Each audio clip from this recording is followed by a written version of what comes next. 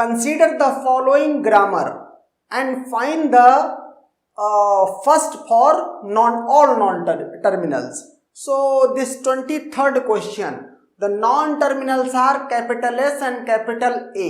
The terminals are opening parenthesis, closing parenthesis, small a and comma. As you can see that the given grammar is left recursive. Okay?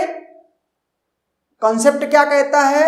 Doesn't matter whether grammar is left recursive or ambiguous or non-deterministic. We have to just apply the concept of first and follow straightforward. Okay? And therefore मैं क्या करूंगा? First of S क्या होगा? First of S होगा opening parenthesis, क्योंकि अगर ये production इसने पिक किया तो किसी भी स्ट्रिंग की स्टार्टिंग ओपनिंग पैरेंथेसिस से होगी. एस ऑल्सो ड्राइव्स स्मॉल ए, तो इसके अलावा और कुछ नहीं होगा क्योंकि इसके अलावा एस कुछ और ड्राइव कर नहीं रहा है. Now come to first of L. First of L की बात करें तो एल ड्राइव इसी की वजह से क्या हो रहा है? लेफ्ट रिकर्जन हो रहा है. तो क्या एल नल डिराइव कर रहा है कहीं पर? अगर कर रहा होता तो उसको इस जगह पर रखते और सिनेरियो बदलता. But since L is not deriving epsilon anywhere and therefore for while computing the first of non terminal L will ignore this part. क्या करेंगे? दूसरा चीज देखेंगे. एल डिराइव्स कैपिटल एस, तो इसका मतलब first of L equal to first of S. तो यहां से यही क्या हो जाएगा? एस हम ऑलरेडी कंप्यूट कर चुके हैं तो सीधे कॉपी कर देंगे. Okay, so this is the first for S and L of 23rd question number. Okay, now consider the 24th one. अगर इस ग्रामर को आप देखें तो ये ग्रामर क्या है? एम्बिगुअस है. फॉर स्ट्रिंग सी मीन्स अगर मैं कहूं कि स्ट्रिंग क्या है? सी, सिर्फ इतनी है स्ट्रिंग, तो इसके लिए दो पार्स ट्री हैं, एस एफ और ये सी. एक पार्स ट्री तो ये है, दूसरा एस एच और ये सी. तो ये दो पार्स ट्री बन गए for the string C and therefore the 24th the grammar in the 24th question number is ambiguous. Okay, ambiguous है. I said I just don't care whether the grammar is ambiguous or non-deterministic or deterministic or left recursive or non-left recursive. I have to just straightforward apply the concept of first. Okay, so now the non-terminals are S, F, F or F, H. Okay, this F is non-terminal.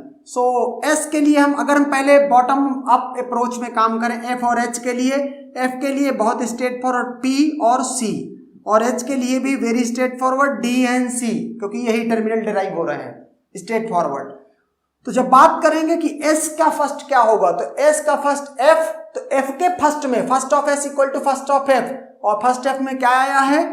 P P comma सी, ये आ चुका है. Union S derives H, इसका मतलब first of S equal to first of H. तो H में जो भी D comma सी, तो सी तो ऑलरेडी लिखा हुआ है तो मैं सिर्फ डी लूंगा. And therefore this is the answer, this is the first for this grammar. Okay, now consider the next question, that is 25th one. क्या है? S derives S A epsilon where the non-terminals are capital S and capital A. Okay, and epsilon is also present. तो अगर यहां पर आप grammar को बहुत ध्यान से देखें तो जो कैपिटल A है वो क्या है? यूजलेस सिंबल है. ये आपको थ्योरी ऑफ कंप्यूटेशन में पढ़ाया जाएगा कि ग्रामर में अगर कॉन्टेक्स्ट फ्री ग्रामर में यूजलेस सिंबल हो तो उसको कैसे रिमूव किया जाए.